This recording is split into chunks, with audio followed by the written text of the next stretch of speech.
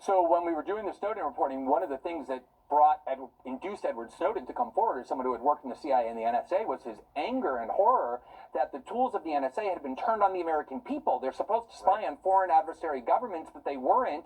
They were collecting our phone records. Same with the CIA. They're trained disinformation agents. That's what they do. They lie for a living. But they're supposed to do that in other countries where we want to induce some sort of change, overthrow a government, topple a regime, whatever quote-unquote interference the U.S. government wants to do, the way we're also upset that Russia did in 2016. That's what they're trained to do.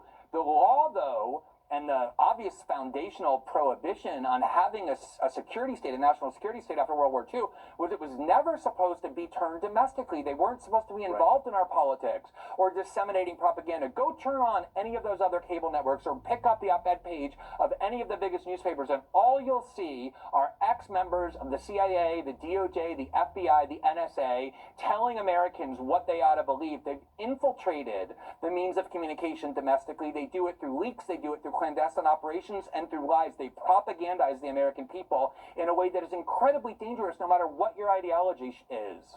I totally agree, and I'm ashamed of the times that I made apologies for those agencies or this behavior. I really am. You are telling the truth. That's really clear. Glenn Greenwakd, congratulations.